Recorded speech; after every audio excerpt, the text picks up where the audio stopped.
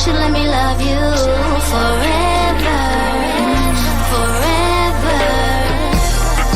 I wanna love you. Will you let me love you forever, forever and a day, day, day, day, day.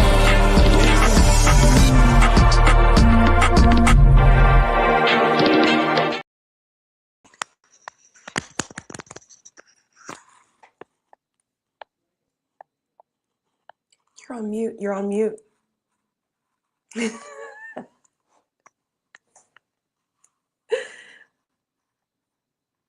I see your little microphone crossed out. Y'all, we're gonna get there. Listen, Linda's coming back. We're gonna get to it, okay? Oh Lord. It's been a mess. It's been a mess backstage. It's been a mess before backstage. I was like, can y'all? Oh, it's muted. You guys, CW Online, the Melanated Way. I'm Linda. This is Abby. We are trying to catch all things Season 8, Episode 20, The Tell-All Part 1. This is not how it's supposed to be, but here we are. Forgive me, y'all. Forgive me. Maybe I'm in vacay mode still. Maybe I'm in lake mode. I don't know, but The world, a lot of things have happened in the world this past weekend. So let's just all give each other a little break, a little hug, okay? Silver Lining says, was there a notice? Okay. You're living in the notice. It's 100% my fault. We're an hour late, and it's all because of me. And I just don't have any excuse to tell you. That's how it worked out. Thank you, Abby, for being flexible. We really wanted to make sure that we were caught up so that we could talk all things Part 1 of the Tell-All. It's kind of not how it was supposed to go down, but here we are. We made it. Yes, yes. Years, we made it. Woof. And let's get into it because I have judgments to pass. I should have. Oh, do I have one of my little gavels with me? There's one back there. I don't feel like reaching for it, but I have judgments to pass. I love it. We'll do it for next time. What were your overall thoughts of Part 1 of the Tell-All? Okay, I thought that Sean did a little bit better than usual getting to some of the questions that we want her to ask. Of course, there's like a few things that I would really love her to go more in depth into and not leave on the table. But in general, based on other tell-alls, I feel like she's asking way better questions. I think she did way better. I think the online chatter with her being replaced by that super fan dude that is covering the single life tell-all, I think that snapped her into some type of place. You know what I mean? Mm-hmm. Where you're like, oh, my job's in jeopardy. Let me get my act together. I believe this is the first time she actually watched the show. So she's up to date with all the people and can ask the questions in the moment. Because as you know, you have to know what's going on so that you can react to what they're saying, because sometimes they're telling you something that may be behind the scenes or whatever, but if you know and you're up to date with what's going on in the couple, then you can roll with that. And I think that that's the difference that we're seeing now, that she's actually watched the show rather than just covering the key pieces that she's seeing while she's on the tell-all. So yes, I agree with you, Abby, that she totally more engaged, totally more up in the know. And yeah, overall did a better job. Now, could she have done more and been deeper? 100%. But this tell-all, you guys, was so entertaining. It was so entertaining, like 100%.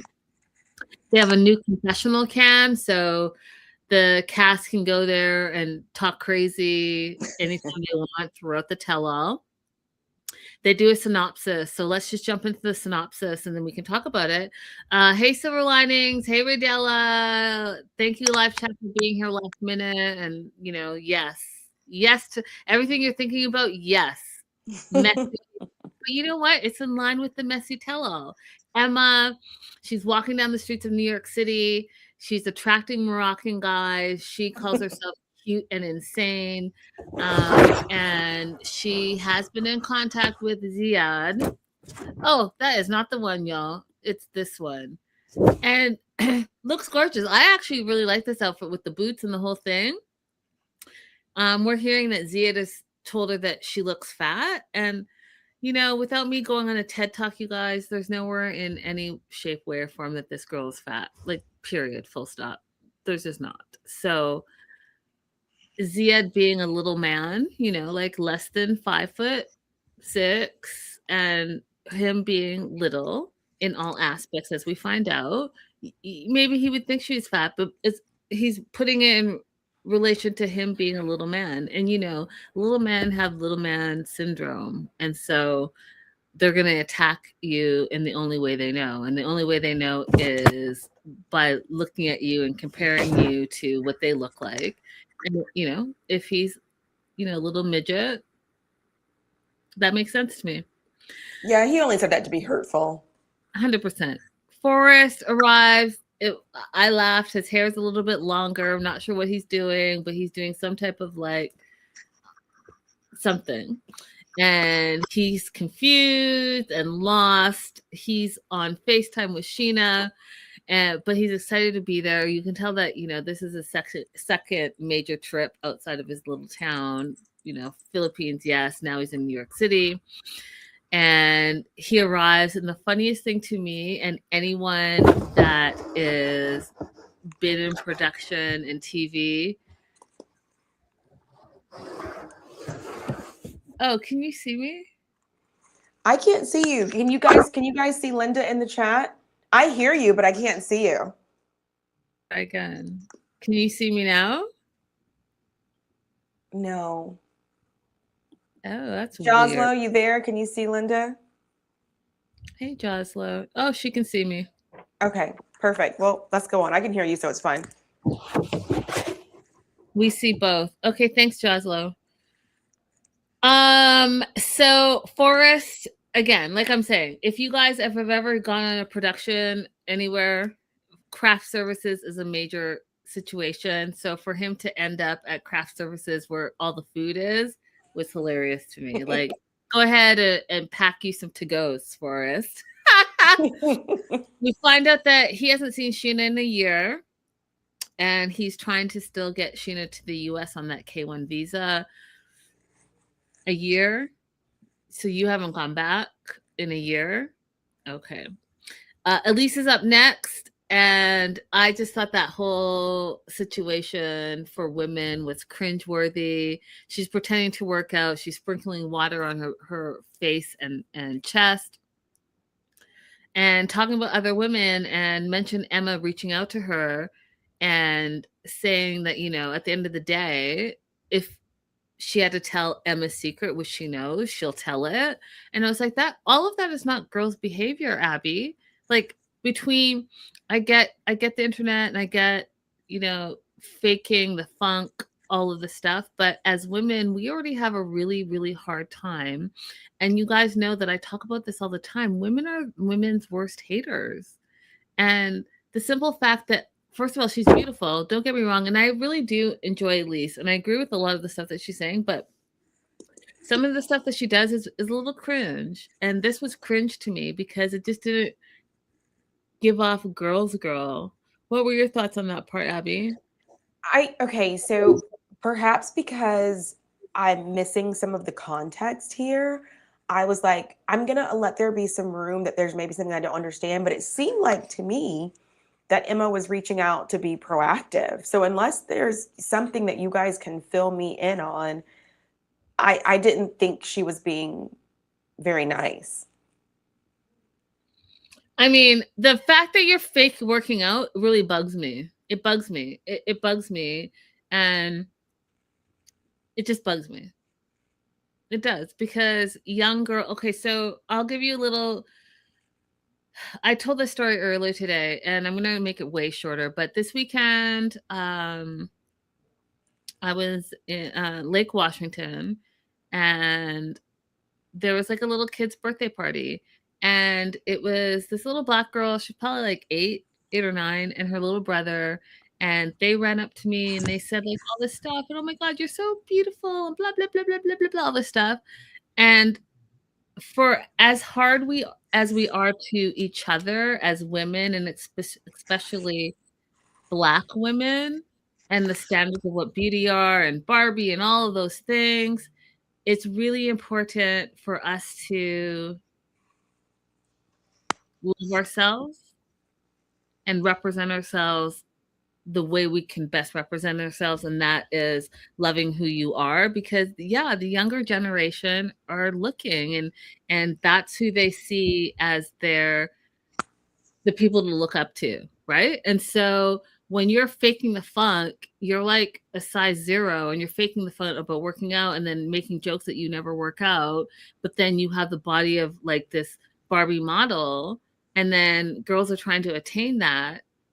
What is that saying about you? Oh, yes. And Yeah. then you're faking the workout and you're sprinkling water. Well, first of all, that's not sustainable and that is not the truth. And I just don't like it. Like, be honest with who you are and what you're doing so that women know that it's okay, all your shapes and sizes, and working out is difficult and takes a long time. And I'll share with you guys, I 2 years ago in August, I had a health scare, and that's what changed. So a lot of people are like, "Oh my God, you lost so much weight, blah, blah." Yeah, because it's taken me 2 years. 2 years of consistently dieting, consistently working out, consistently watching my intake. It didn't happen overnight. It took 2 years. It's August of 2024, and we're now in 2026. So we're going into, the third year. So you guys just mind what you watch and mind what people are telling you, and nothing short term and quick fix. Yeah. It's probably a lie, and that's the part that I didn't like. Yeah, I understand that. But we also have to change our behavior with regard to that too. Like, if you want to see people who have bodies that reflect the majority of the population, then those have to be the people that you follow and comment on and support. You can't expect that anything is going to change if people who behave the way that Elise did in that clip are the ones that have millions of followers. You do have the individual power to choose who you're going to follow and comment on and support. So when you see someone with a regular body, make sure to drop a comment on their video, leave some encouragement, keep them out there, keep them employed too. 100%. Hey, Metter. Hey, Becca. We see Forrest, Elise, and Emma meet up backstage, and I just thought this whole transaction was hilarious. So Forrest tells Elise, "Oh my gosh, you're so pretty and you're so tall." And I didn't realize, Abby, how tall Elise really is, which is part of the whole framework thing, right? Because Forrest is 6'3", and yes, Elise is wearing heels, but she is quite tall. I would probably say she's like 5'11", and then she's got her heels on, because she's like equivalent. And then we have Emma, who's right there as well.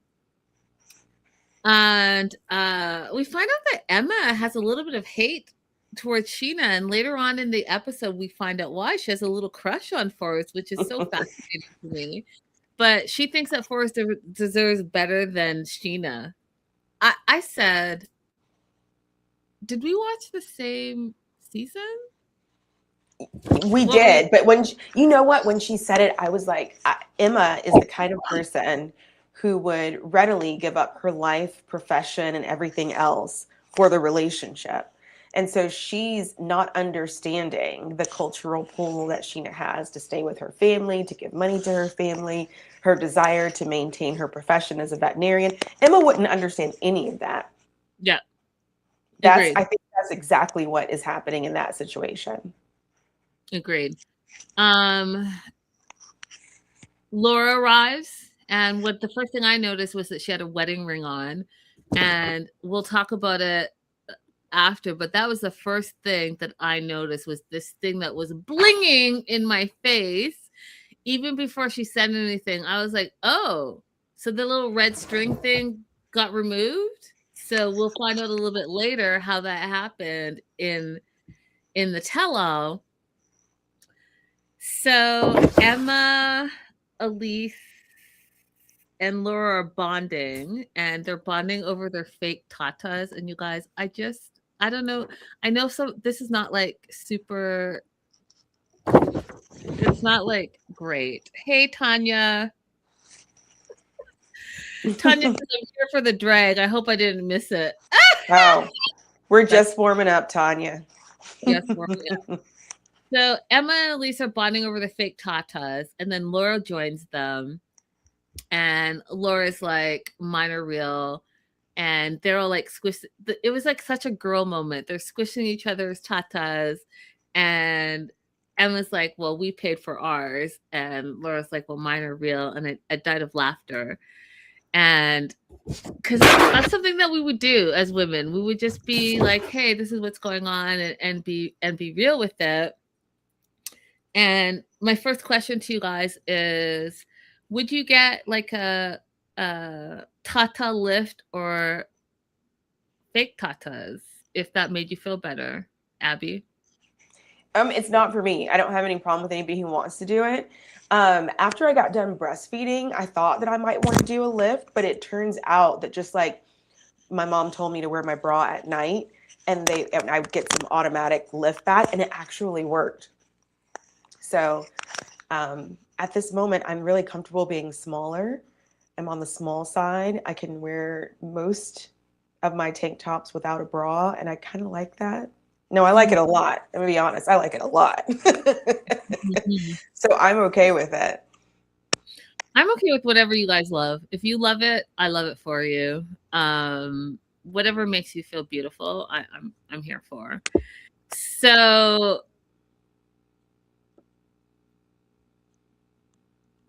this confessional cam, which is new, and I actually really love it, and all the tell-all and all the things, this confessional cam is giving. So first confessional cam is with Elise, and she thinks that Laura is being stupid. She's going for the new shiny object, which is beer can, versus Michael, her old true and true. And she thinks it's not going to last a few years before Laura comes running back to Michael. And I was like, oh, she is starting off strong, like 100% strong. Did you notice that she called BeerCon sexy? I didn't, actually. I wrote it down. Elise described BeerCon as sexy because I was like, I have to ask Linda and the chat, have we missed something? Is this man attractive under some beauty standards that we are unaware of? Is it just simply out of my tax bracket that I don't understand the sexiness that he's exuding despite being homeless with a gambling problem? What is going on here, guys? Joslo, did you have any explanation for that? The live chat is popping. Nice. You guys have a lot of thoughts. Now, Silver Lining said she had a lift with implants to put them back where they were. Natural DDD. They look natural there, though. Thank you for sharing that. Becca says, I think Elise is just being nice, or just is nice. Okay. Interesting, you guys. So that was the first confessional. And then Laura showed up, and you know, you guys, I know I've been hard on Laura and Daniel this whole season, and I know that when I'm not fond of people, I'm not super like open. I know that about myself, but like I'm all about enhancing. You guys know I have my eyebrows and my lashes, all the things, but those contacts that she was wearing were wild to me. They were wild. I could not even. Oh, am I saying? Yeah. You guys know she gets Laura and Lisa mixed up. I'm doing it again. Thank you, Joslo. Lisa and Daniel. Joslo's like, who? Lisa and Daniel. Yes, and I do get them mixed up, but same. Not same. I'm being an asshole. Lisa, and I wrote down Laura. It's Lisa. Lisa and her contacts were crazy to me. I just was like trying to feel like what's going on here. She looked like she was part of what's that movie Lord of the Rings, Game of Thrones, The White Walkers, with the blue people? Avatar. Avatar. She looked like an avatar to me. Hey, Lori Stories. Yeah, she looked like an avatar to me, but whatever. So she wants to feel young and beautiful, and without her wig, she's not as confident. But she, quote, is embracing her inner self. Now, here's the thing that I don't know about you all, and Abby, I would love to hear. Um, Tanya, oh my God, you guys, I can't focus and read the live chat at the same time. Tanya said, "Yikes! Scary getting those contacts from the same place she gets those wigs at Party City."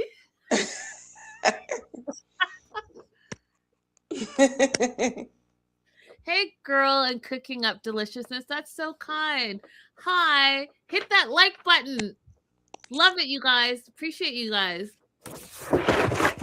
Okay. I'm ignoring the live chat for a second because I want to say this. So when Lisa gets there, Elise is like, "Hey, Lisa, you could be a bitch to me, no worries. Like, I got you." And Lisa's like, "Yeah, I'm gonna be bitch to you because I don't like you. You scare me." And I was like, "Whoa, what?" And then Lisa's like, "You're tall, you're slim, you're beautiful, you're confident, you're so powerful in that, and it makes me want to shrink. You bring out what the bullies in her high school that went after her did." And Alicia's shocked, and Lisa goes on to call her the Black Widow. And Elisa's like, "Are you kidding me?" And I want to tell you something. Hey, Ryan, that conversation is 100% why women hate on women.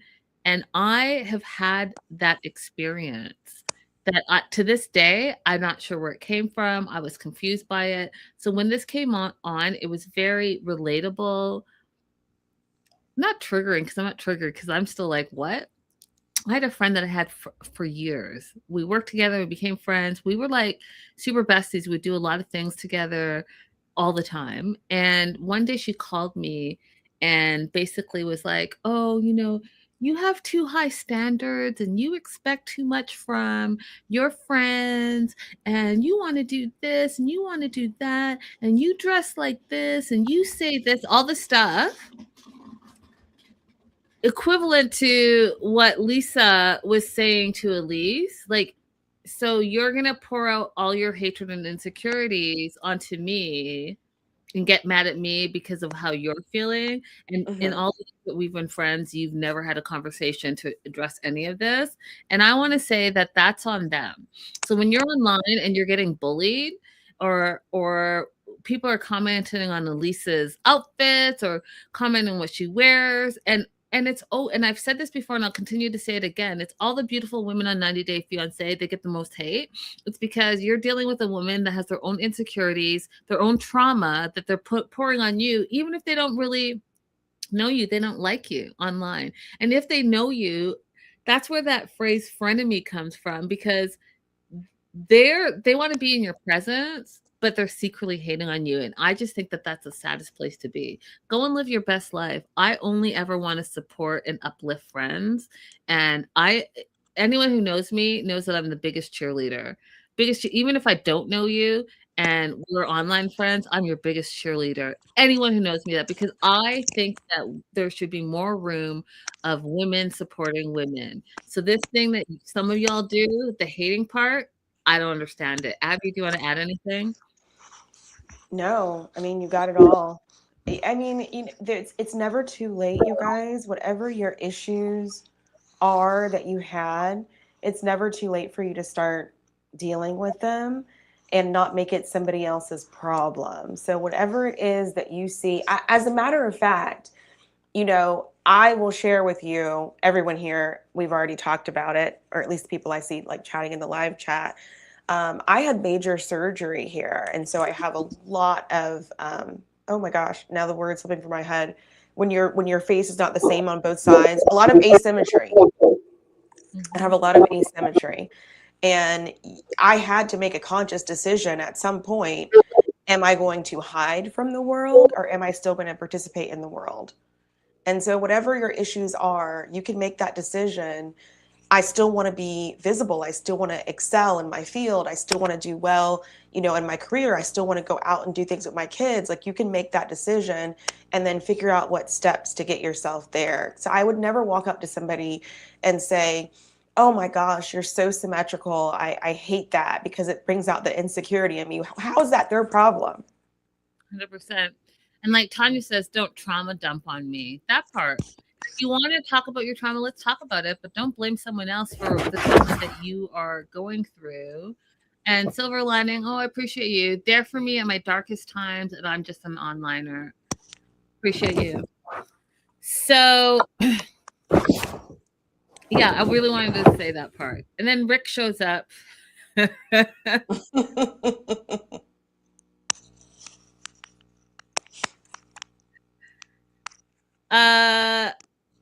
He alleges that he's been talking to Trisha every day, but a lot has happened. But he wants what he wants, he says. And when I say that he showed up in a slick Rick 1990s shiny blue suit, I just, okay, Rick. He just showed me exactly who he is. And exactly who he is just, that's how I feel, you guys. Like, he showed up.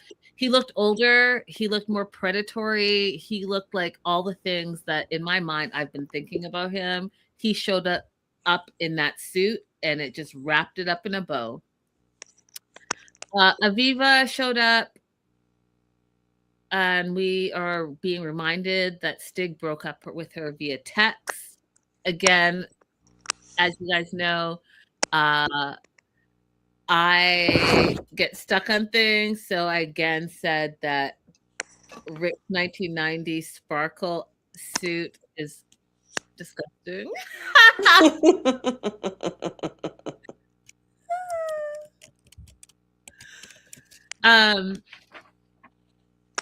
And then we have confessional part 2, which was Forrest. And you guys, Forrest showed up and showed out on this part 1, at least, of the tell-all. Like, he just was really hilarious and engaged and all the things. Mm-hmm. And so his confessional was, he felt like there was just ladies everywhere. Ladies were in revealing dresses, and quote, it was hard on him. And then this is the part that made me laugh. He's like, boob, leg, my God. I was like, see, first of all, that is dudes, right? Dudes are visual. But again, that's their problem. Wear what you want, be who you want. That's their problem. That's their problem. If you can't handle it, again, that's your problem. Period. So, what do you think about that, Abby? I thought that Forrest is not just telling us that all this stuff is happening with the women there in the show. I think that he probably also was dealing with an onslaught of attention online as well. It's like, is he alluding to all of the female attention that he's getting right now, attention from women online and in this moment? Or is he just talking about them there? Maybe.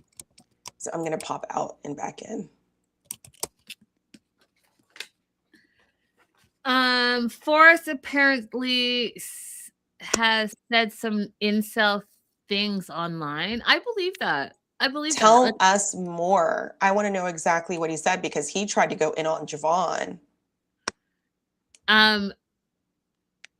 Tanya says, Rick reminds me of a bad lounge singer. But yeah, everyone is saying that they've heard that Forrest has said some incel things. And I believe that because, before meeting Sheena, it was all incel behavior, right? He lost his virginity to Sheena as a 40-year-old.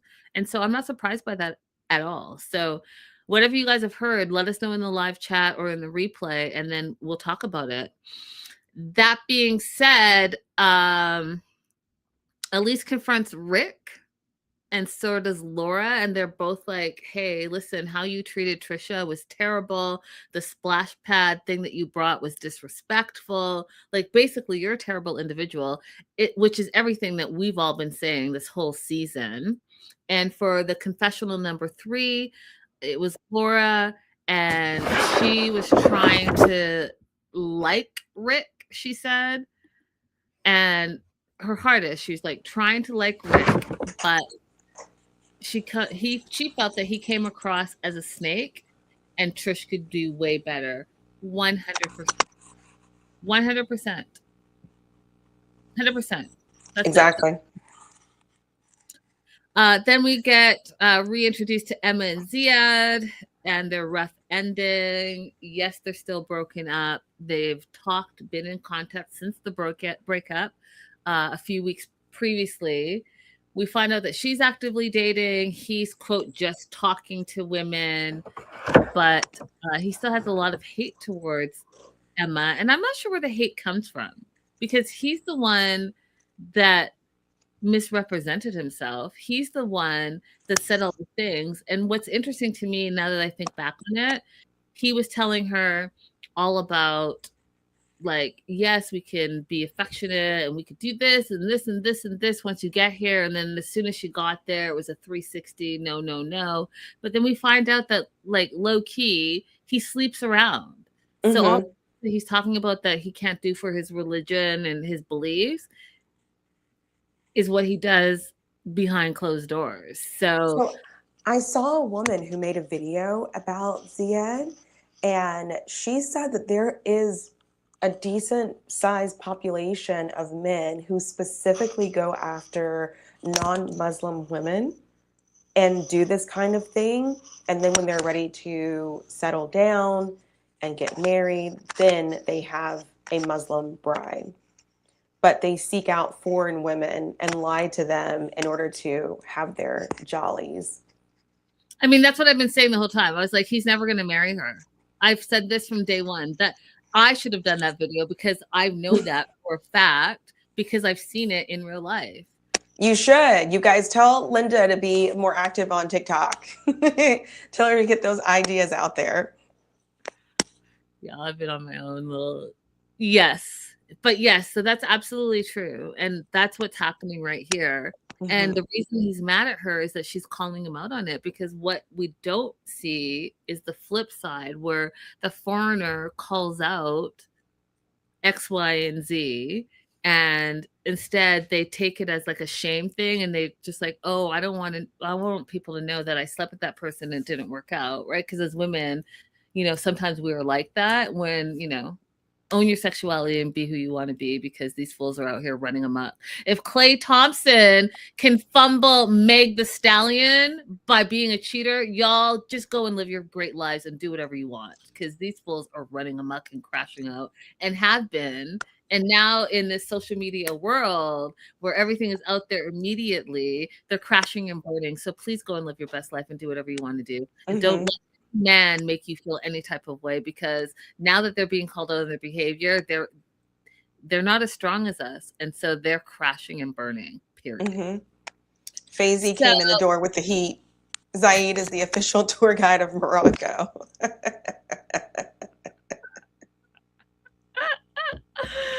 That's funny. That's funny. Okay, so we go to Forrest, and we find out that Forrest came back from the Philippines, applied to a bunch of jobs, 100 plus jobs, and he got a job as a farm tech. Good for him. Congratulations. Farm techs make pretty decent money, so I'm trying to figure out why you still haven't seen Sheena in a year. Like, you could have taken your 2-week vacation and gone and visited your girlfriend. I'm trying to figure that out. He's building up that work history and maybe hopefully paying for an attorney or putting money away for those filing fees. Let's hope that he's being responsible with that money. Okay. You don't believe it, but you know, I'm hoping, and it seems like, I mean, because he immediately wanted to shout out his coworkers, it seems like they must, you know, have a decent situation at work, a decent relationship. That's good. Yeah, that part. That's what I believe, because Molly took it all his dough. Facts. Yeah, You know what, Becca? I He can probably believe that doesn't too. even have his own bank account, and that money gets direct deposited into Molly, and Molly gives him like a daily or weekly allowance. That I Yeah, believe. that's That part. exactly what I think that she's been doing with his disability as well. So I wouldn't be surprised if that just continued.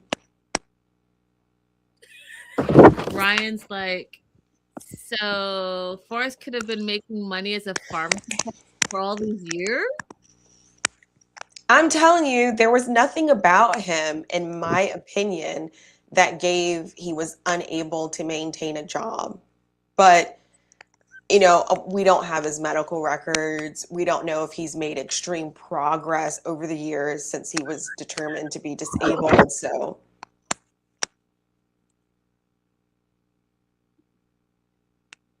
You guys, I don't know what happened, you guys, but you guys are on fire in the chat today.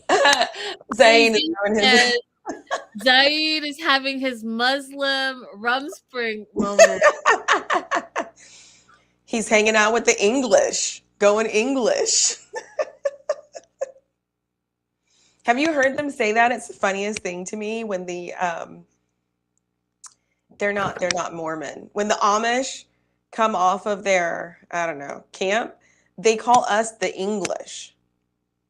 I haven't heard that before, but Yeah. And I was like the first time I watched one of their shows, I'm like, the British? They're like, no, anyone who's like who doesn't live in the 1900s, whatever the time period is they live in, is called English. oh, fun fact, because I had no idea. Now I know. Hmm. What up, avoiding eye contact? Great name, by the way. So we go on to Aviva and Stig. We remember that, you know, they were engaged, fiance and fiance, broke up via text, and Stig says since that they've spoken many times, and then he tries to gaslight her, telling her that she looks so good right now. And the part that pissed me off is that I hate when men do this, when they are like, "What's up, bro?" But he was like, "You look good, bro." And she's like, "Thanks, bro." It's so disrespectful. It really is. And the gaslighting part is just like so irritating. But I will say this, he showed up exactly who he's been from the get-go. From the get-go. And Abby and I were not having it from the beginning of the season. So you can go back to season 1, episode 2, and no, absolutely not. Absolutely not. Javon and Annalyn, I was shocked. But I wasn't really, because he had nothing going on in his life in America, you guys. He had a low-paying job. He had incel behavior. He lived with like 5 other dudes. I know it was only 3. I'm exaggerating. He had nothing to lose, right? Because the American dollar, 100 American dollars is going to take you so far in the Philippines, right? So even if he had a couple $1,000s, he could stay there for a few months and he'd be just okay, especially because his wife is settled, you know, has an apartment, the mom has a store. So like he's not going backwards. If anything, he's like breaking even. So I was shocked. Annalyn cut her hair, looks super cute. He's decided that he's moving to the Philippines to work on their marriage. And we find out that somewhere in there, Annalyn said that her mom needs her, so she can't come to America right now. So he has moved there so that she doesn't have to quote unquote abandon her mom.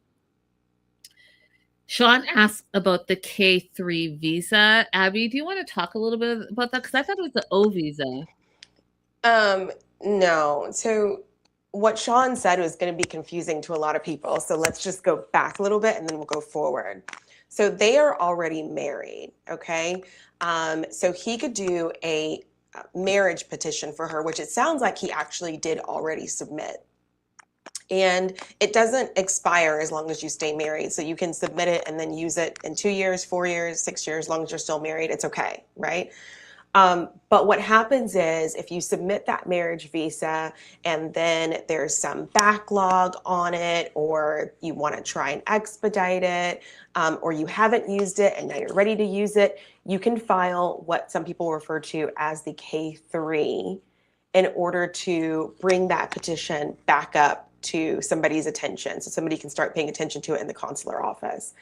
It is not a single application that you get married, now we file a K3. It doesn't exist on its own. It only exists in conjunction with a spousal visa, which the code for that is an I-1I or IR1, sorry, IR1. So she said K3 as if it is a standalone application, and it's not. It only goes with if you've already submitted a spousal application. Does that make sense? Am I explaining it well? Because I was like, oh, she's gonna lose people right here. I think I'm gonna reiterate what I understand what you're saying. So you're saying, hey, I already got married. I have this spousal visa. And I didn't do anything with it, but now I want to do something with it. So I applied for a K3 visa. And for immigration, that's going to bring my spousal visa application back to the forefront. Correct. Okay, then yeah, I understand. Correct. Because I was like, K3, big question mark. That's new. If you submitted that by itself, they would just mail it back to you like, what is this? Becca's mad.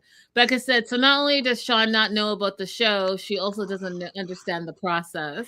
So I think that probably what happened, she doesn't understand the process, but probably what happened is somebody said, hey, he already has a spousal visa, maybe ask him if he's going to file the K3. And she didn't understand that it is a second part, let's say it's a second part of that application. It's not required, but so instead of phrasing the question, oh, I know that you already applied for the spousal visa. Are you now ready to do your K3? It was just, did you file the K3? The question didn't get phrased properly. And I won't assume that she's like a dummy, but maybe she's just misinformed. Yeah, and I will, stand in for her a little bit. Because, I did say at the top of the show, she has done much better this season because you can tell that she's actually watched the series, but 9 times out of 10, you guys, it's not the host that is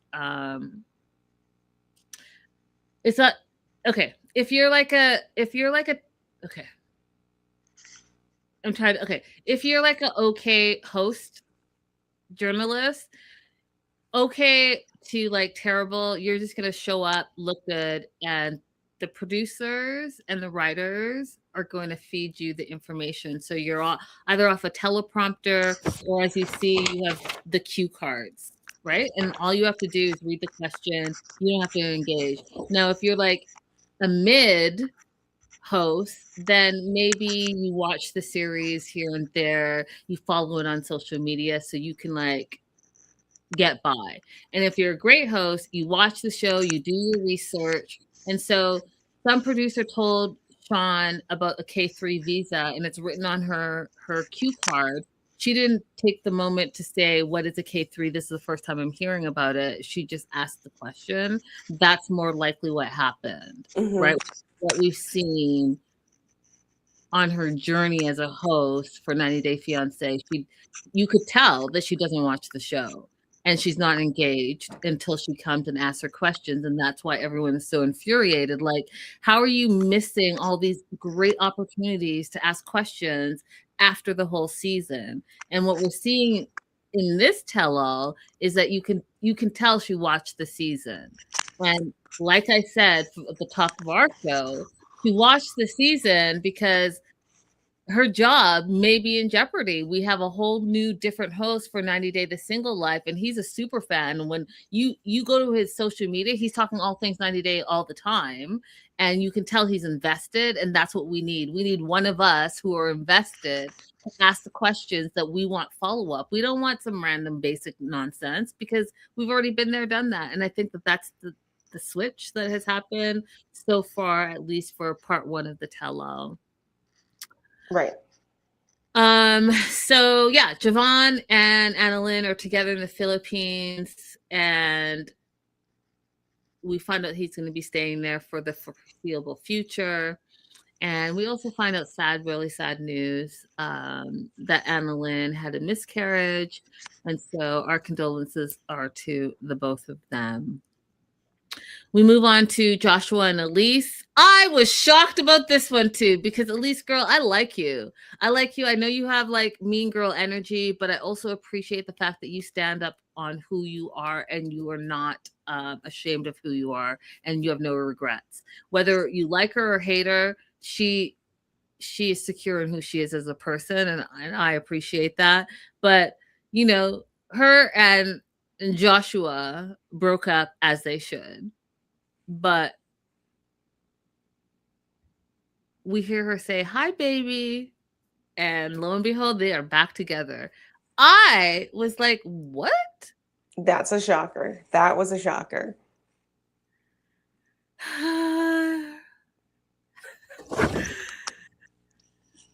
Jazzo said, I saw Sean on TikTok talking about the tell-all. I think her publicity team is working. Girl, they are working because her job is in jeopardy, Jazlo. She's not doing Single Life. She gets replaced on this. She's out of a job because where else is she working besides the 90-day franchise? Nowhere. And Faisy says, I vote Linda and Abby for host. These people are not going to get by with anything. Facts. Facts, because I'm all on your Instagram. I know what's going on. You can't lie to me. And I have insider tea, as you guys know, and I just don't share it. But you know what? I'm gonna take what Abby said, and I'm gonna try to be on social media a little bit more. I've been in my little la la land for a little bit, but I keep saying I'm gonna come back. But then sometimes y'all just piss me off that I would, because you guys are on a lot of you on the East Coast, and so you wake up and you guys are all in the drama. You're like 3 hours in, like whoop whoop whoop whoop, and I wake up like, oh, good morning, praise God, I'm here, and I'm like refreshed. I'm making my coffee. Let me turn on social media. MF and you. I'm like, oh, whoa. And then I just have to sign out because y'all had 3-hour head start. So it's a little overwhelming sometimes, but I'll try to do better. Olivia, thank you so much for the super sticker. That's my second super sticker in a long time. So I really appreciate you. That is so kind. What did Sean do before 90 Days? She was actually a huge entertainment reporter, you guys. She was part of the E family team and did like what I do, like red carpet stuff, celebrity interviews. She was big. Like she was like one of the first major Black female entertainment reporters. She's a little bit older, doesn't look it, but she's a little bit older. So her like generation, she was like a pioneer, really. Yeah. I remember her from, you guys remember when TLC used to be the Learning Channel and it had stuff on it like Baby Story and Wedding Story? When they first transitioned into doing reality TV, that's where I remember starting to see Sean. Yeah. I mean, even when I was coming up, you guys, I came to LA and she was like not hosting a class. She was doing a class for up and coming entertainment reporters, and I took it. And I'll look for the picture. I took a picture with her, did the whole class, whole thing. And then later on, I think I've told this story before, and I can pull it up because it's somewhere on my YouTube. But she's not very friendly in real life. I hate to tell it. Like, you know, when you're like, oh, that's someone to look up to. I think I remember my question. My question to her was, what advice would you give up and coming entertainment reporters for longevity in the industry? Because she's had a long, you guys, she's had a long career, really. And she's still in her career. So that was my question to her. And she said to me on the red, it was a major red carpet, you guys, a major red carpet. She said to me, oh, entertainment reporters like me? And our producer said, no, like us. Let that sink in, you guys. Girls. Mm-hmm, All right. mm-hmm. So Joshua and Elise are back together. I don't know in what world that makes sense, but here we are. Lisa and Daniel, I wrote it correctly this time, Joslo. Lisa and Daniel are up next. Giovanna and Annalyn tell Lisa that she's beautiful, and I'm still stuck on I'm just stuck on her eyes. I was having a hard time even listening to her because I was like, I don't know. She tells everyone that they've ended their relationship. They got back together for like 4 to 5 weeks, but then they broke up again. Yeah. And listen, everything that she's going through is, if you guys go and watch Abby and I, when they went to the cleansing, everything that I told you guys off the record is everything that's happening to her. I don't want to be like I told y'all so, but you don't mess around, especially when you don't understand the culture. You don't mess around. That's all I'm saying. So you guys, on Thursdays, I volunteer at the Nigerian Center. I do free immigration consultations over there. And so when I went over there, I was trying to get a couple of the Igbo people to watch, and they wouldn't even watch it. They wouldn't even watch it. They just turned like, no, I don't want to see that. I don't want to see that. Like it's that serious. You don't go playing with people's stuff. I try to tell y'all. I should have got my mom to come on today. You just don't play around with that stuff. I promise you. Anyways, okay. So Rick and Trisha's update is that she is 6 months pregnant, which we called, Abby. When I saw that photo and I was like, oh, this girl's pregnant. Go. And I told you all to go to her Instagram. Abby and I called it 100%. So she's Linda was like, look at her nose. Yeah, and that's only because, again, you all, our community, are our family, and part of our family is a midwife, and she has taught me so much. Shout out Crystal, has taught me so much about just pregnancy and labor and all the stuff, and she told me and showed me what to look for. And so, yes, we called that. We knew she was pregnant. So 6 months pregnant. Elise, go ahead and ask the question that Sean should have asked immediately. Are you the dad?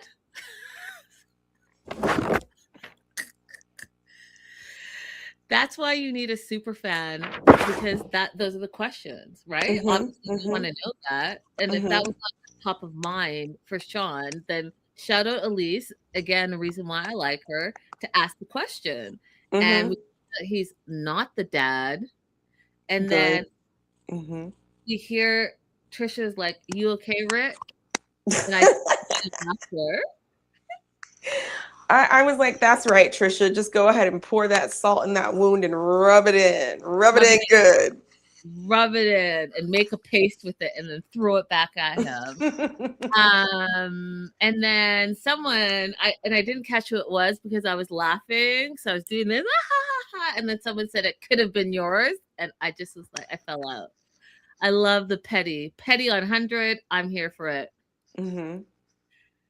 And they wrap up this quick part, the quick synopsis of each couple with Laura and Beer Can. And so we're going to start the in-depth discussion with Laura and Beer Can. So what we find out is Laura went back to Turkey for a second time to visit Beer Can. And they went on, quote unquote, a holiday.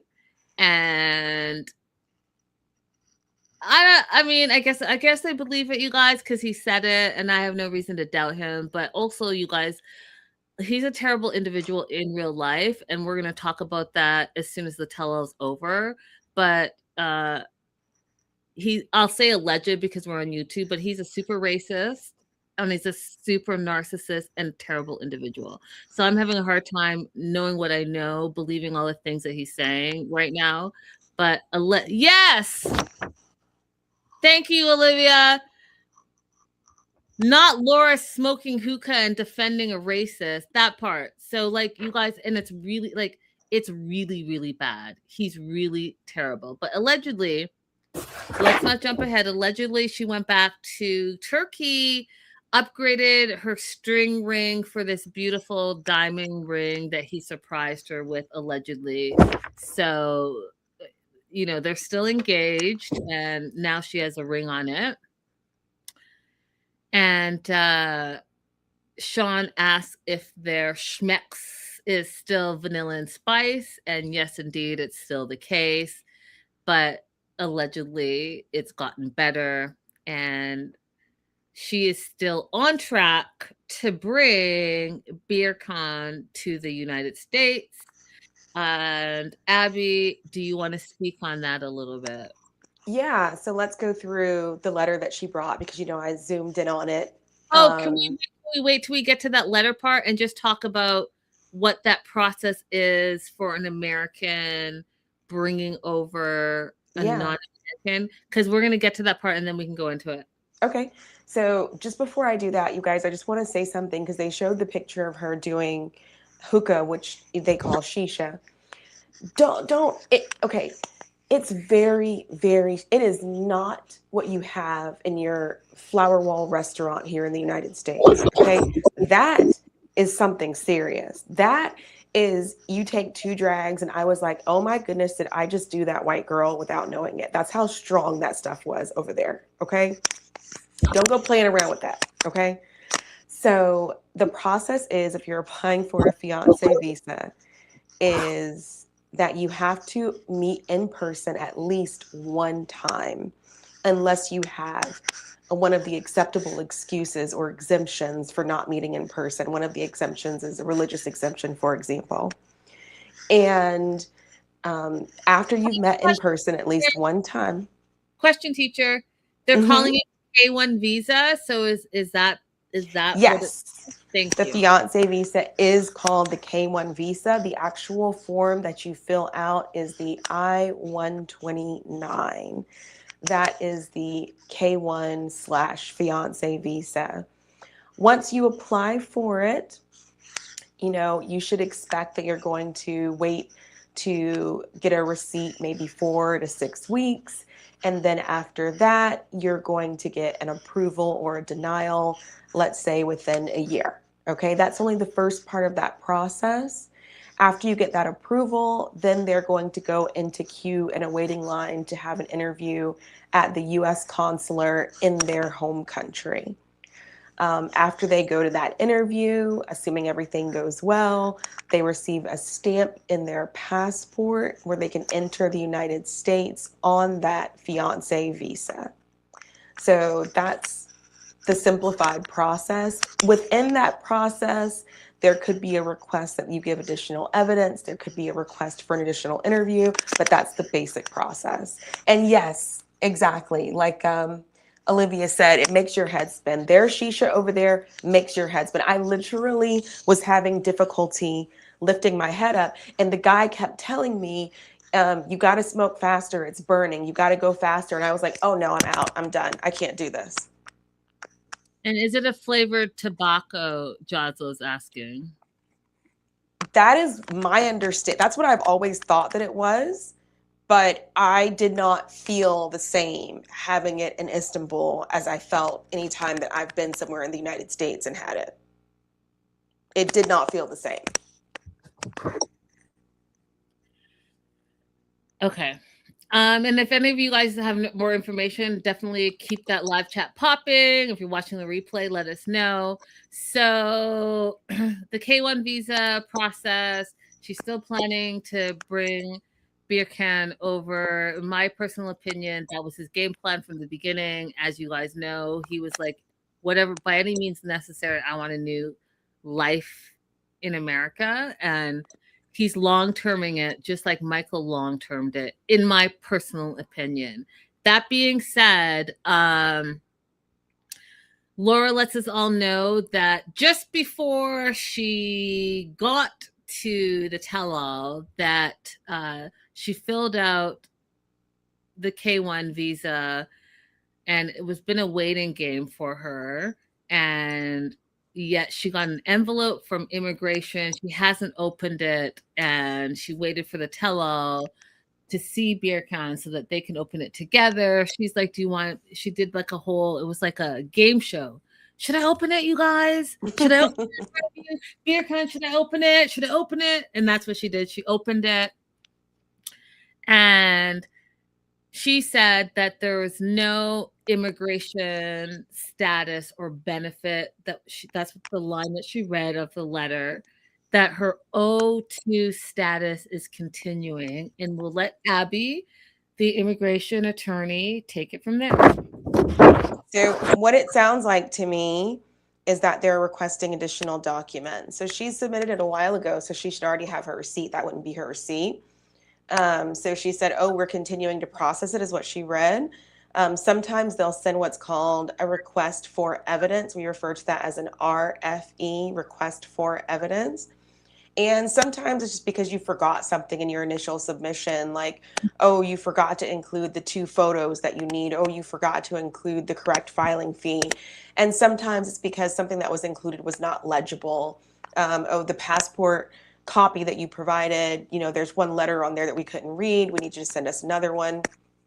And sometimes it's because the documentation was provided without translation. So you sent us over a copy of his passport, but you didn't send us over a translation. Some people think that if it just has the minor translations on the actual front of the passport, it's acceptable. No, you have to still do an English translation for it. So that's what it sounds like she got. Sometimes they are a little bit more serious, but a lot of times they're just like little things that people miss, especially if they're filing on their own. So that's what it sounded like. And that's what it looked like from the front too. And Ryan has a great question. And I'm going to like kind of add on to her question. But so Beer Can gamble away Laura's money if he gets to the United States. And that is something that I've heard you talk about a lot. Is that something that they're going to look at, Abby? Because we talked about it with like someone being an exotic dancer, and that's something that they don't fondly on. If you're, you know, an alleged gambler, is that going to be a barrier to you coming to the United States? It could be, but he doesn't have any criminal history. So when you look at the questions that you get asked when you apply for residency, there's a specific question that asks if you're planning to participate in prostitution. And there are questions that ask if you have ever been charged with distributing or selling any types of substances that we can't say on YouTube. So, and in their own discretion, they also have some discretion to deny people for what they think is like immoral behavior or behavior that would cause the person to become a public charge in the United States. But with that, with him not having any criminal history, I don't think that they would hold it against him as like sports betting as much as they hold prostitution against women. Very interesting. It's just because like the people who are conducting the interviews are the same people that we meet in real life. They're the same people that we see online. And what I mean by that is they have the same biases. When you go to an interview at USCIS, you aren't suddenly in a place that's free of racism or misogyny or sexism. You're still subject to all of that in that interview. Ryan would like to know, Abby, do they look at the financials of the person trying to come to the U.S.? For this visa, no. For this visa, they're only looking at the finances of the person who is filing the petition, which would be Laura in this case.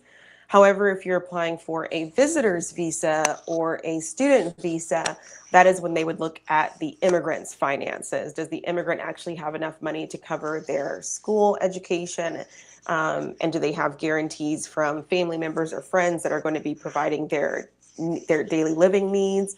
Does the visitor have enough money to actually travel to the United States and be able to travel back home? That's when they make those financial inquiries.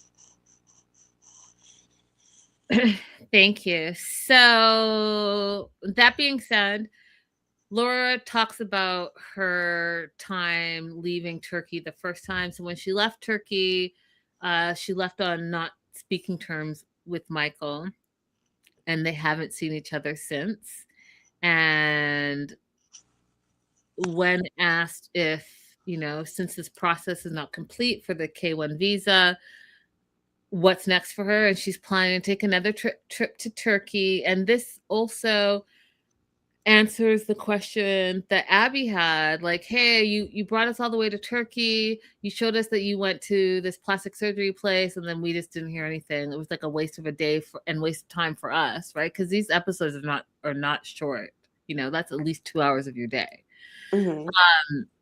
But she is planning to go back, and she has a surgery plan to remove the excess skin from her major weight loss. We also find out that Birkan is allegedly no longer homeless. He's living with his family at an apartment that he said that he bought. Now, y'all, you know that I like facts and common sense, right? So, like, just play the scenario out in your mind, okay? Just play it out and let me know if it makes sense to you. But you bought an apartment, you own a condo, and sure, you let your parents move in with you for whatever reason. And then you don't get along with your parents, and you move out and are homeless and are sleeping on other people's couches. And then after your online girlfriend can't afford to continue to pay for Airbnbs for you to live in, you move back to the apartment that you said that you paid for with the parents that you say you don't get along with. Like, I don't know about you guys. I don't know. Just for me. So, if we want to believe Birkan, here's the scenario that could have happened. He's doing well as a footballer. He decides to buy an apartment and give it to his parents. That's got my name on it, but you all can live there. He has his major injury. He no longer has his footballer income. And now, instead of feeling like a loser, for lack of better words, he told us that he was like depressed when that injury happened and he lost everything and he lost his cafes because of COVID. He didn't want to move back home and feel like he was struggling. He wanted to try and make it out on his own. But now that he has this plan to come to the United States, he sees a brighter future ahead. He doesn't mind going back to live with his parents, or going to live with his parents, while he waits out this journey for Laura to get him his visa. That's a story if you want to believe him. But do we believe him? I don't know. Yeah, I'm not into it. I don't believe it for one bit.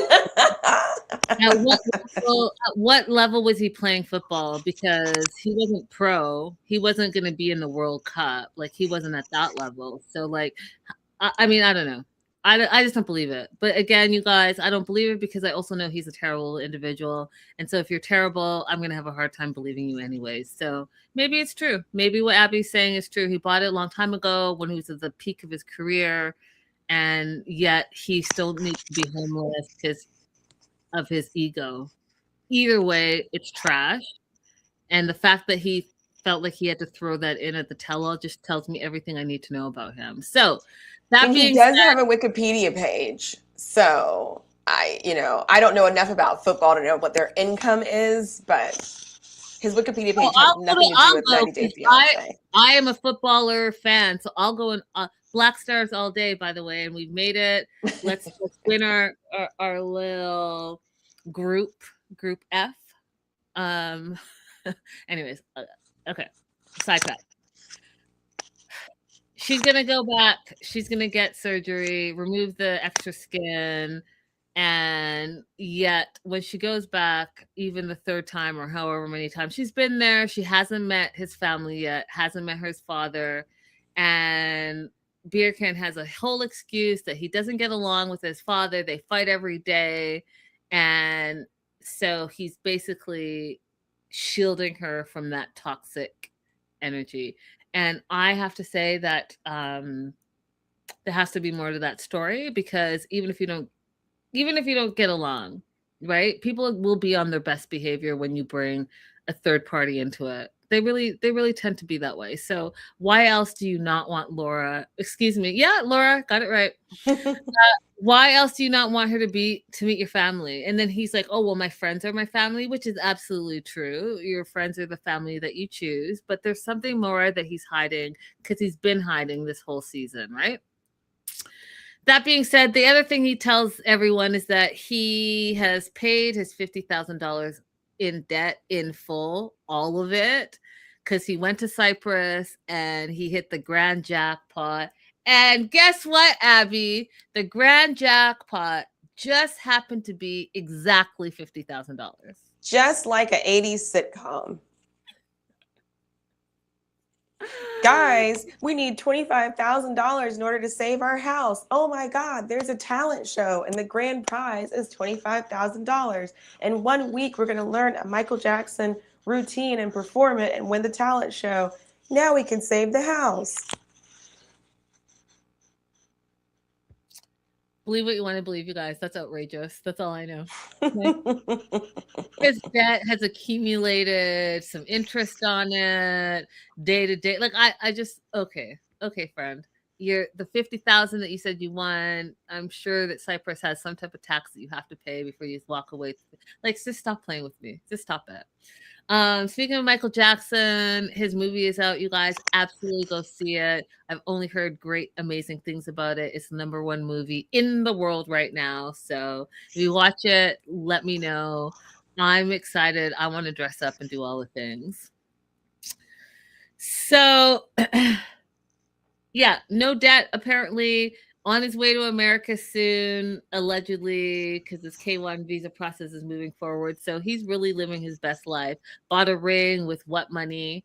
Was it the 50,000? You took a little bit out of the 50,000 you won and bought this big ring. Like, Laura came to visit, and you're the one that paid for the Airbnb. So, like, I mean, is that all from that 50,000, or are you pulling for? Let me just stop. So yeah. In the meantime, her and her best friend Michael, that she knew for a year and a half, are not speaking, and they haven't spoken since the first Turkey trip. And so they bring Michael to the tell-all, and there is clear tension. And you guys, this whole situation, as a woman, we already know what's going on here.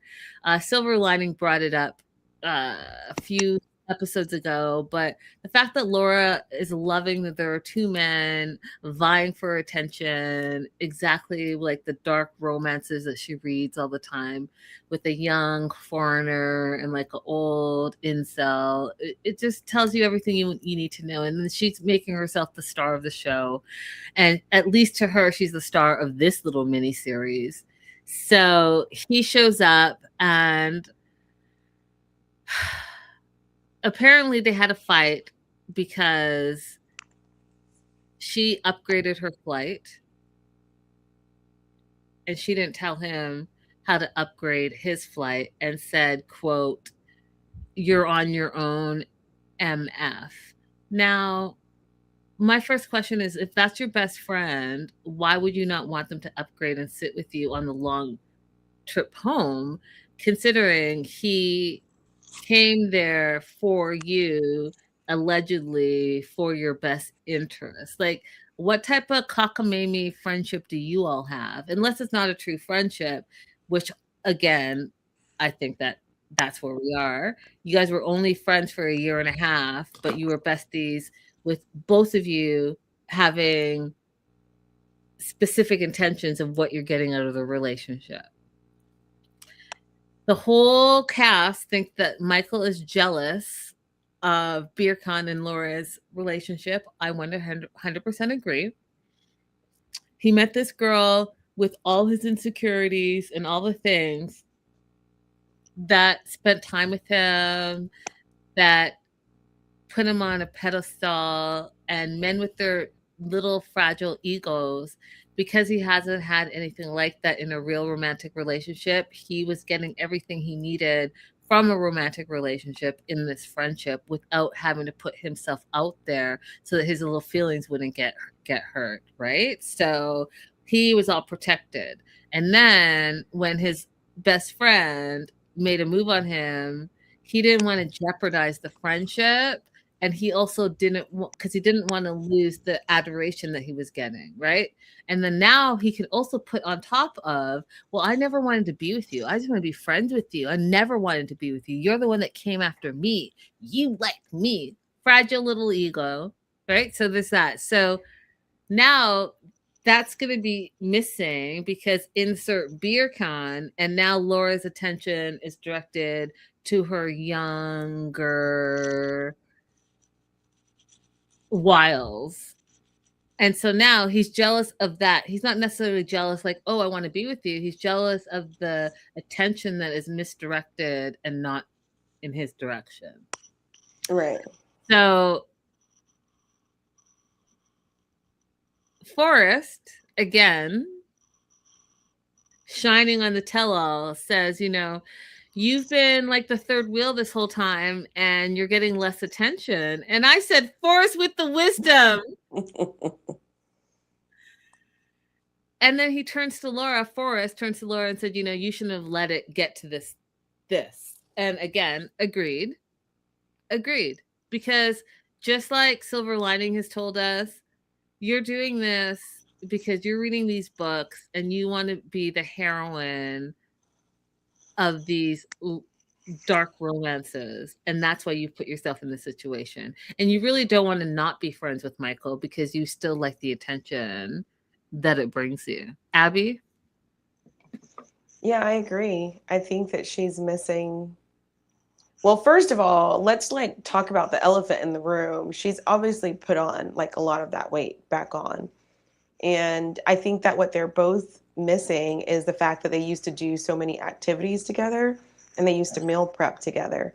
So even if he doesn't have a crush on her, like a lot of us reasonably assume that he does, at least he's missing that routine that he fell into for a year of them doing all those things together. And I understand that. I also understand being upset if you're on a flight with someone and they move to a different section. So this happened to me before. A friend of mine, we were on our way back from Peru, and she got offered a flight upgrade and took it. And I was telling myself, don't be mad that she upgraded her flight. That's okay. She gets to have more legroom and stuff. But then in the end, I was like, but we're friends.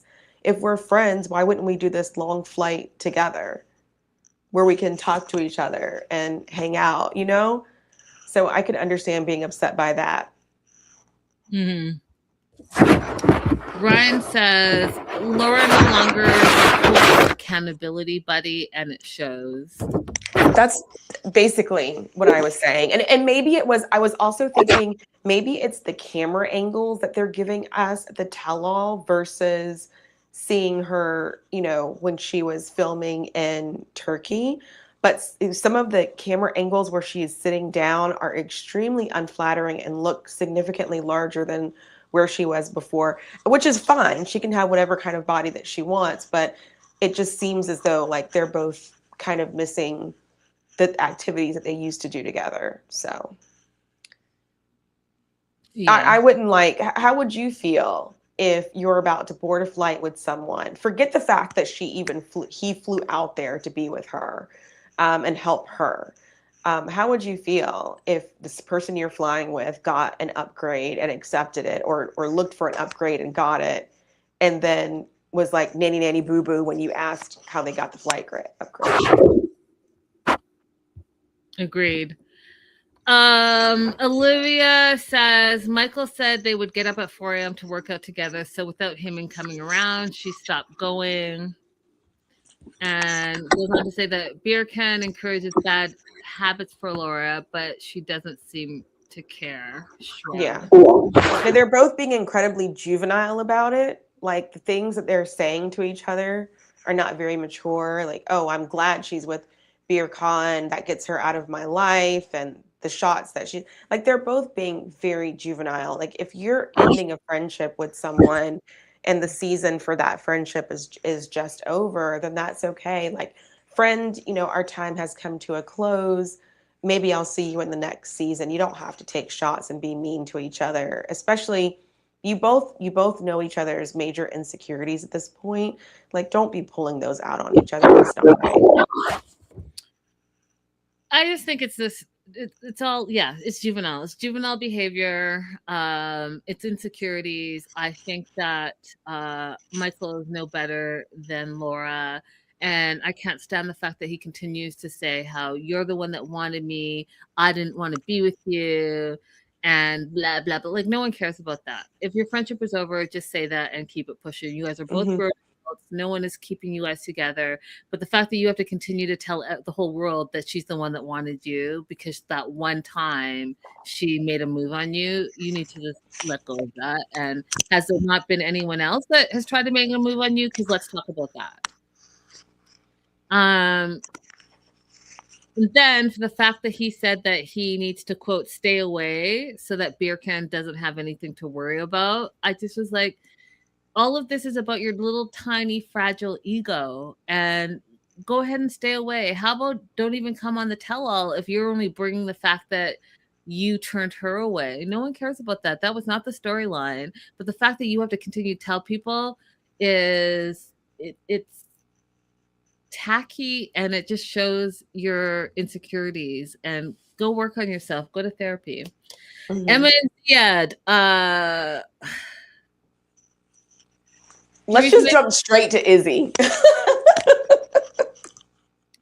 the fact that Muhammad was ever even an issue in this so-called relationship is outrageous. We find out that Emma's actively dating, and we find out that, first of all, Ziad, the cast came for Ziad, y'all. No, his behavior, and I hope they do the same. They bring that same energy for Rick, because the way they came for Ziad, like everyone back to back, like pow, pow, pow, pow, pow, pow. Ziad's like, Emma's only cares about herself, he says, and he says it was a mistake being with her.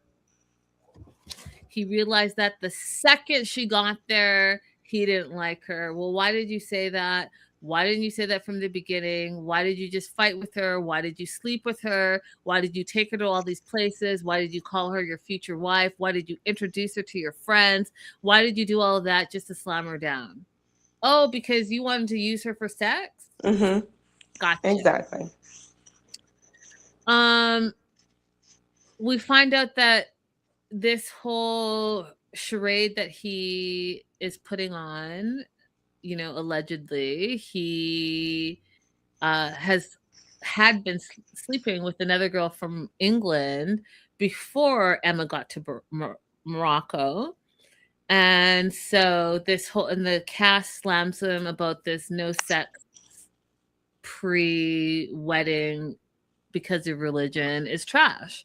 Because are you upholding your religious beliefs, or are you just faking the funk?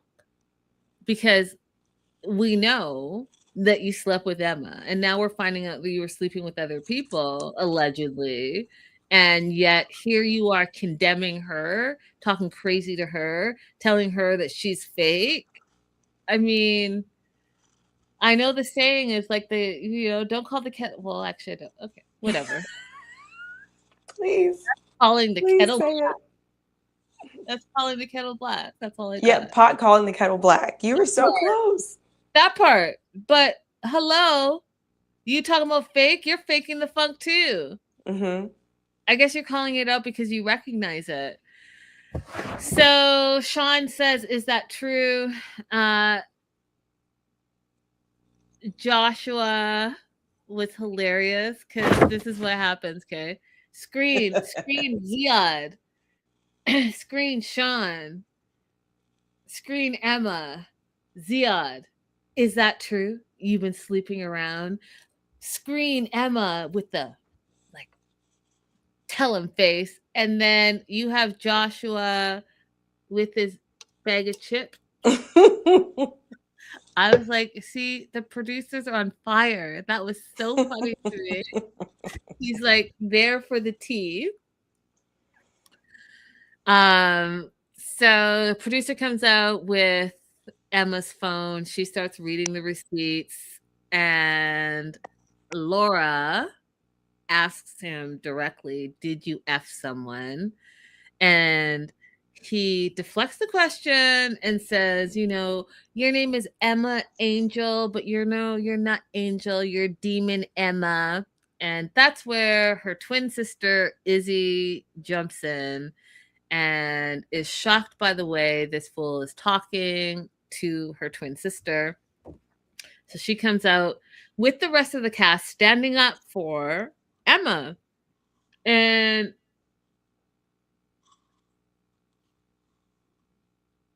they're like, you know what? No, your attitude is disgusting.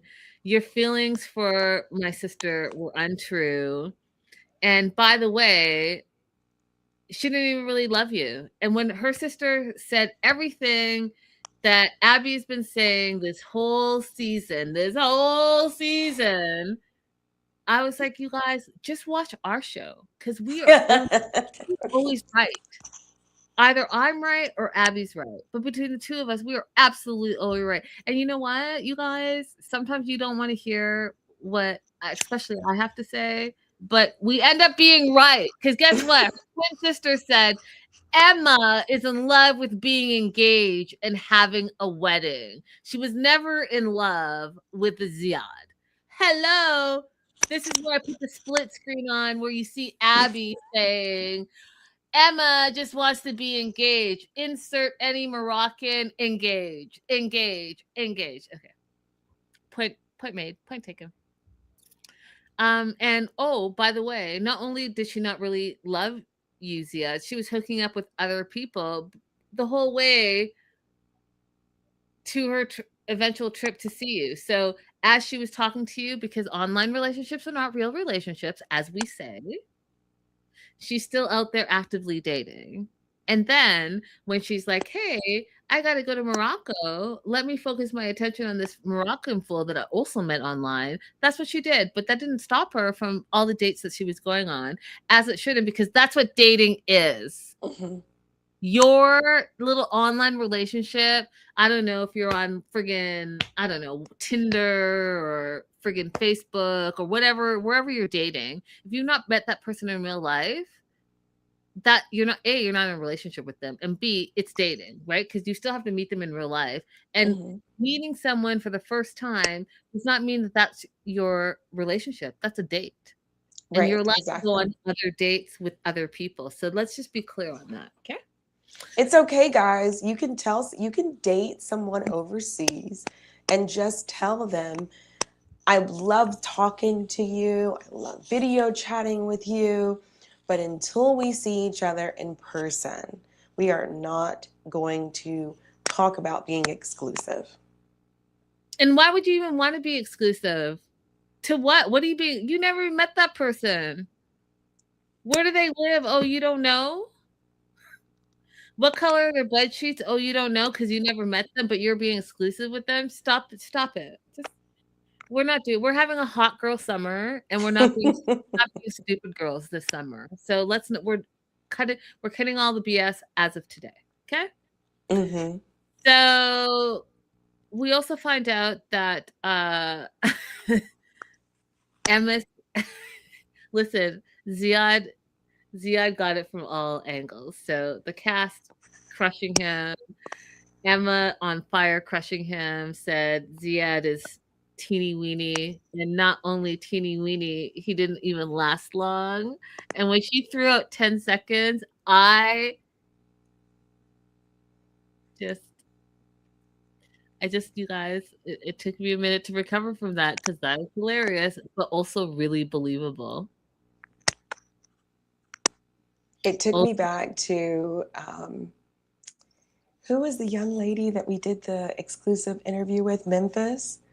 It took uh-huh. me back to Memphis talking about her first time with her fiance, I think was in Tunisia. And she was like, it was like a pump and a half.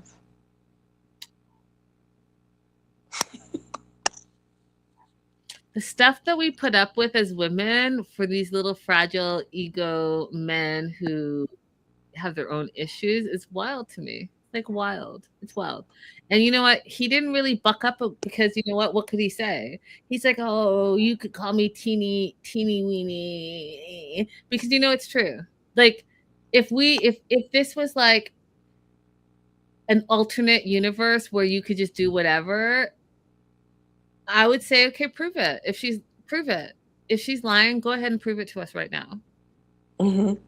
And if you know anything about me, you guys, I absolutely would say that. I absolutely would say that. Old story, fun fact, old story. Still same personality, but this is I'm very direct, but I was way more direct in my younger years.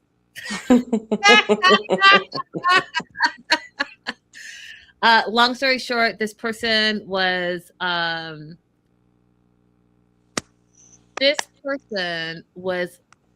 big D energy.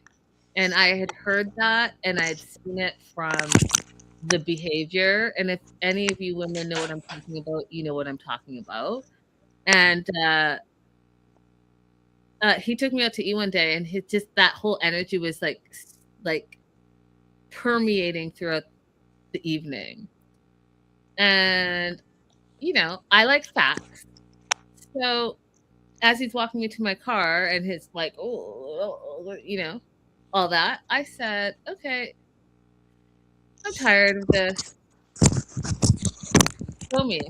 I literally asked him to show me, and he did. He dropped his pants and showed me. You guys, this is amazing. This is an amazing look into Linda's life.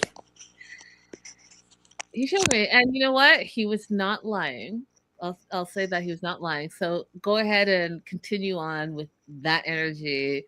I actually referred a friend to him, and and ever since then, I was like his bestie. All right, You then. gave him a referral. That's I hilarious. gave him a referral because it wasn't going to be me, but I gave him a referral, and she was very happily recommended. Okay, back to regularly programmed show stuff. Ziad won't admit that he was intimate with Emma. And even if he did do it, he literally said on international TV that he would not admit it. And that tells us all we need to know about him. He goes on to then try to degrade Emma by saying that she has fake hair and it was a mistake to be with her. She's a fake personality and she fakes the way she speaks. Where Rick, who's my least favorite, stuck up for Emma and said, well, actually, you're a fake Muslim. And I was like, oh, okay, Rick. Because, you know, pot calling the kettle black again, right? You want to talk about fake, fake, fake.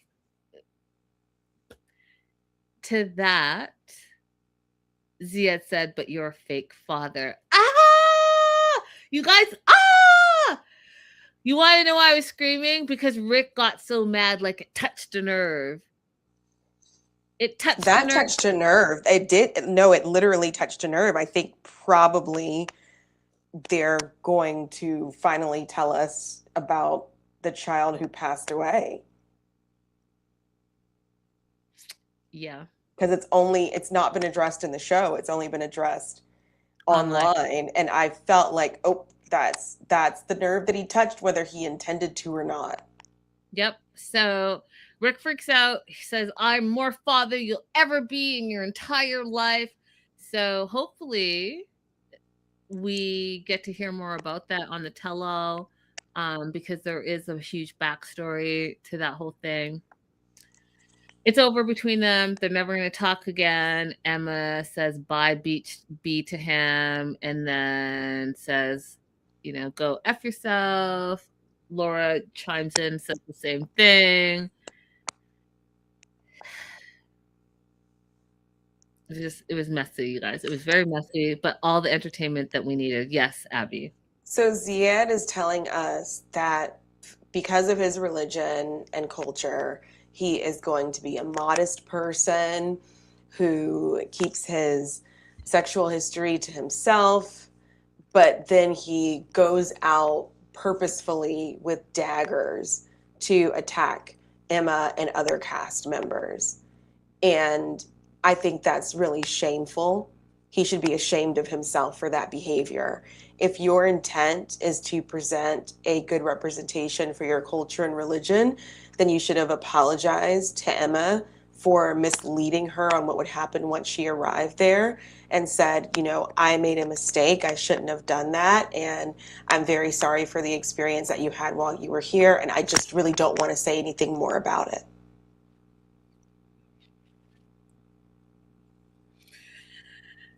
Agreed. The comments, you guys are just amazing. You guys are amazing. Thank you guys for being here. You are entertaining me. You are distracting me, but you guys are really, really, really funny. Becca versus Taco. Oh my gosh. The fill-in Moroccan fiance. Yeah, these comments are hilarious. So, last confessional of the evening, I believe, if I'm not wrong, is Laura. Laura says that Ziad is not in the same league as Emma and calls him a douchebag. And then we see Elise, and Elise says to camera that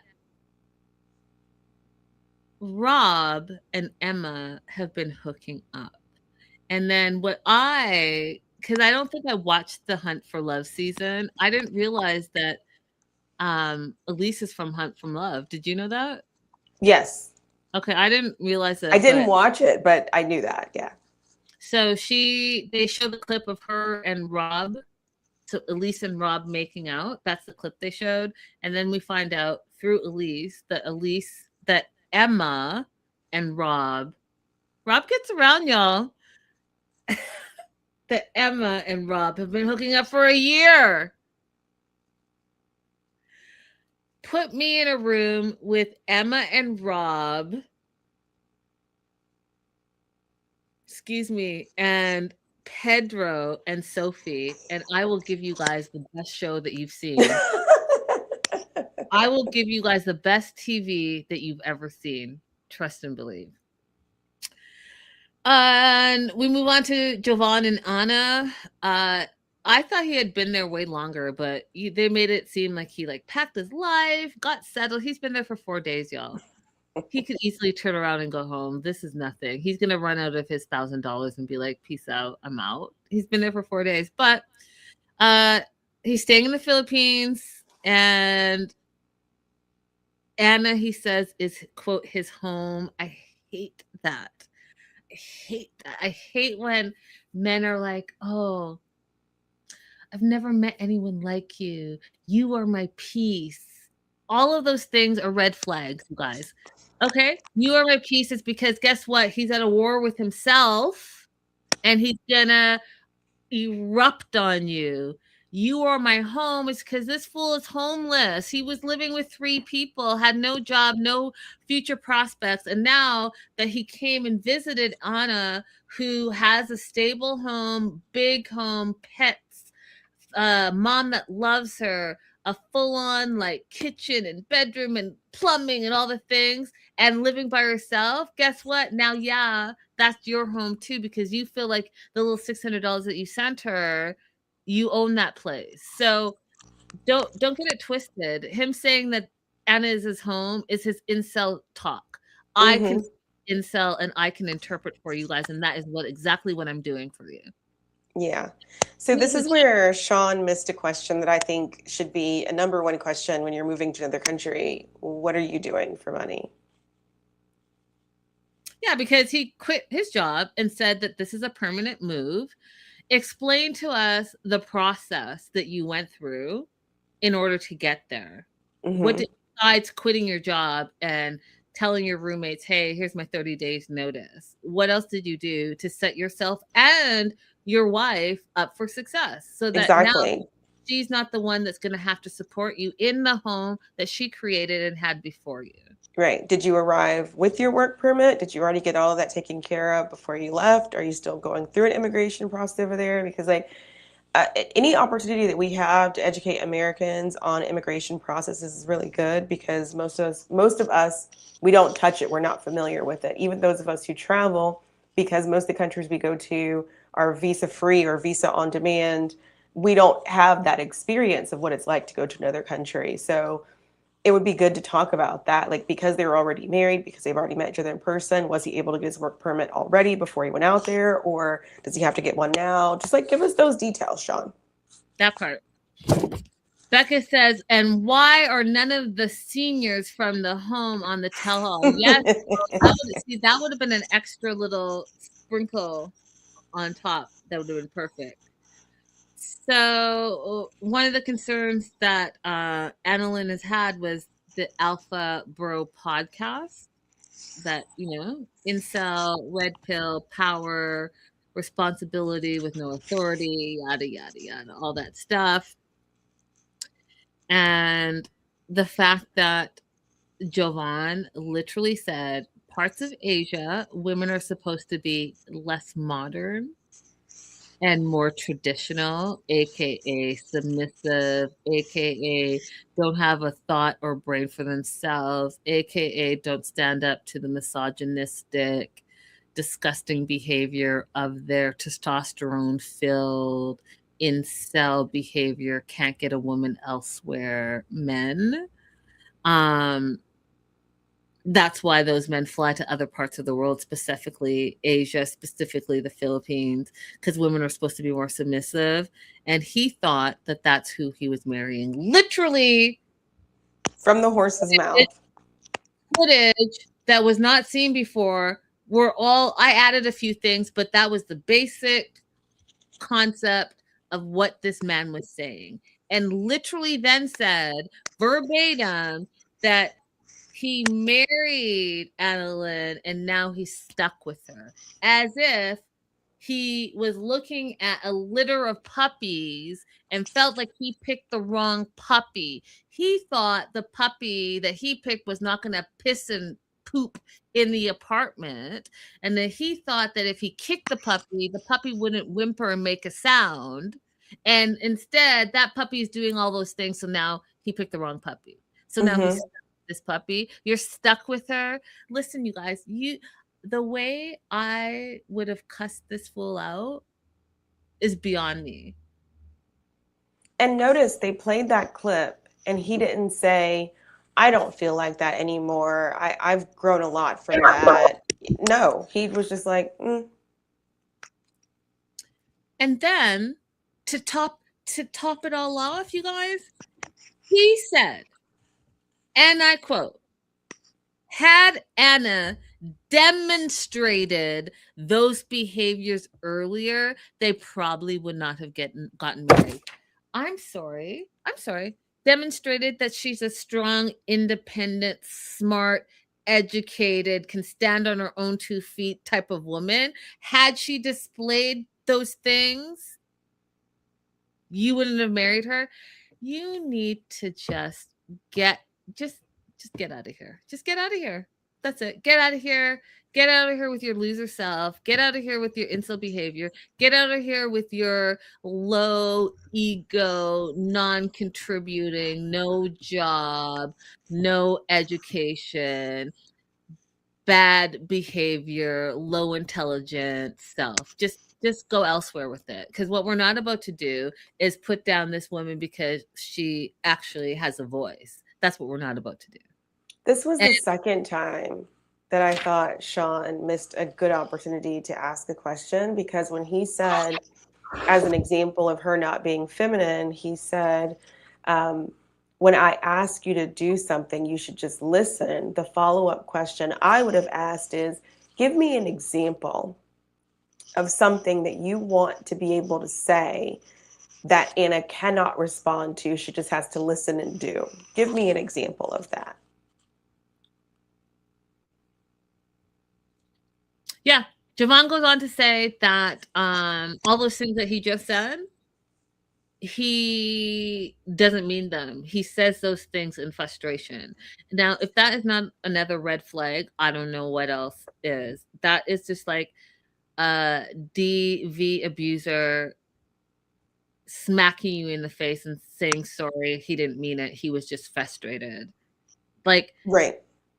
they're literally telling you who they are. Literally telling you. You just have to listen. So the thing that makes me sad about the fact that he's now moved to the Philippines is that the US is not perfect. So this in no way is an endorsement of or patriotism on my part, but she's not going to be as protected in potentially being in an abusive relationship in the way that immigration would be able to protect her in the United States. As a spouse, you can find some protection to keep your status as a resident in the United States if you're here. Outside of the US, you don't have those same protections. And when I'm talking about abuse, I'm not talking about physical abuse because that is often not, you know, the first thing that happens. I'm talking about financial abuse, I'm talking about emotional abuse, psychological abuse. Those things can happen and persist years and years and years before any physical abuse or without any physical abuse ever occurring. And they are still very, very detrimental to you as a person. 100%. We find out that one of the podcasts that is on Javon's list is Andrew Tate, and we already. I mean, if you don't know, look him up. But that tells me again everything I need to know. Beercan jumps in and says, you know, you need to stop listening to those red pill podcasts and start listening to Anna. And we find out that allegedly they're going to start couples therapy next week. Okay. You can't therapy your way out of an abusive partner. That's it. And then I'm going to continue to tell you what I just told you about. First, he says that Anna's his home. And then when he said that he feels peace with her, everything that Abby just said about the types of abuse, all of that, that's a red flag. So you need to feel peace within yourself. Happiness has to come from you. Someone else can't make you happy. You have to be happy with yourself and then walk in happiness with someone else's happiness together. Same thing with peace. Someone can't just bring you peace. You have to have peace within yourself. Whatever inner turmoil you have to work on that yourself before you can find peace elsewhere. And so again, red flag. They go on break. There's this cute little tete-a-tete with Forrest and Emma like flirting with Forrest, saying that she loves him, thinks she's super cute. He gets all flustered. I thought it was hilarious. He quickly calls Sheena and says, "Hey, Emma's flirting with me." And then we hear Sheena has a little bit of a sparky, sassy side and says that she will rip that fake bee's lips off. Oh, okay, Sheena. Okay. We go on to Lisa and Daniel. Hold me. Help me. I'm going to make this quick. They broke up as they should because they're both scamming each other. They got back together. It only lasted 4 to 5 weeks because Lisa felt there was no communication. Plus, he had this other wife that she found out about. He says, no, that wife is not his wife, just friends. And when I tell you that is like, I every story here, I'm like, men are so universal. They're so universal. There was this Italian guy, and I'm not going to say his name, but there's an Italian guy that pursued me hard, y'all, hard. and told me he had a roommate. And I think I told you guys this before. Don't do anything. First of all, when you're dating, don't rush into anything. Don't do anything until you've literally gone to that person's house. I promise you. Go there and see how they live before you put yourself in a situation. And I never went to his house, and he was pursuing me hard. He told me he lived with a roommate. Fast forward, his roommate is his wife. He has a wife, y'all. Calling it roommate because men are trash and they lie. So that being said, this whole situation where he's saying like he doesn't have a wife, that's just his friend. I guarantee you that she probably thinks that she's the wife. Guarantee you. And there's probably babies involved. Guarantee you. Right. So they've been fighting back and forth. Daniel has accused her of being with other women as well as other men, which, is par for the course. We knew that was going to happen because he's grown up with those biases, and that's who he is. So bringing in a fight, he's going to throw that in her face, right? Because he really doesn't want to be with her. He only wants to be with her for the green card. And when one of his biggest like sins is the lesbianism of it all, then it's not changing overnight, you guys. He just shifted his belief in order to get what he wanted. And he wants to go to America on this green card. So that's the first thing. So Lisa says, yeah, no, we're not together after those 5 weeks. I couldn't take it. And then that's where Daniel says, no, that situation is a little bit complicated because she's my wife. And everyone's like, well, how can that be? I need you guys to go back to the episode that I covered and explain to you the difference between a traditional wedding and like a regular wedding. I had that whole conversation with you. I explained it to you. I explained the whole thing. It happens in Africa all the time. You can have a traditional wedding and not a church wedding and still be married. And it's a valid marriage in Africa.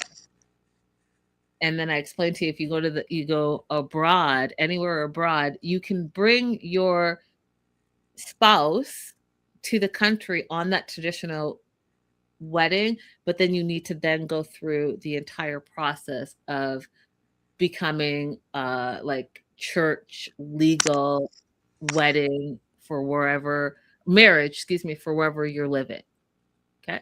I know it. I've seen it. I know people. I just, that's how it is. So when I also said, don't F around because you will find out where you're like lying and making promises and saying all these things in a tradition, in a religion, in a faith that you know nothing about, and then they're speaking in languages that you know nothing about, and you're agreeing to it. Don't be surprised when shit goes awry. Mm-hmm. Why are you messing around? So that's what happened. So she feels like she was tricked, but you guys go back to the clip. The guy said, from this day forward, it's you and Daniel only. There will be no other woman. There will be no other man. Go back and watch the clip, though. Okay. It maybe you were agreeing to the cleansing and the tying of your souls together. That's what you said you wanted. That's what you only wanted, even though you knew nothing about this man. You met him on the internet, and then you don't know the language, and you're like, okay. I said I wasn't going to go super far into it, and I won't. But just you're traditionally married. You went to this cleansing. You had this wedding, whether you knew it or not. You agreed to the things that this guy was saying, and the things that he said in English, you agreed to, and you lied on, and you continue to lie on. You lied to the uncle and that blessing, and this cleansing and blessing. You continue to lie on. I mean, I don't know what you thought was going to happen. So then her daughter Faith comes out, all mad. I feel like they gave Faith a bad edit because Faith has been the voice of reason this whole season, and for her to come out all belligerent and like cussing, and I just thought it was a bad edit because that really, to me, it just put a damper on the fact that she has been the voice of reason and sound judgment this whole season for her mom and probably her whole life was disappointing to me. But she came out, called Daniel toxic. No way he was going to be in the family with her. He's a scammer, a love bomber, yada, yada, yada. I think there was a finger involved. I don't know, but it was disappointing. Lisa said that she was cursed by the priest, and that if she goes outside of her marriage, one of them will die. And she ended up in the hospital and almost died. And again, one thing I just want to tell you guys is that I don't want you guys to stereotype the poor white woman victim, because she went there for her own purposes. She lied on those purposes, and she agreed to do all the things that she agreed to do because she wanted her passport bro husband. You guys told a passport mom, whatever you guys told me it was, whatever, sex tourist. That's what she was doing. That's exactly what she was. She wanted it by any means necessary and agreed to all the things. So before you go on and say all the stereotype stuff, just remember that she put herself in that position on her own, willingly, and by herself. She could have easily not done those things, but she did it because she wanted what she wanted. And when Abby said a few episodes ago where she didn't care about any of the religion, and she's like, oh, can we have sex now? That's all she cared about, period, full stop. So if you feel like you're cursed by the priest, you probably shouldn't have gone to the priest and lied to his face in a faith and religion that you knew nothing about. That's it. And that's it. I don't feel sorry for her at all.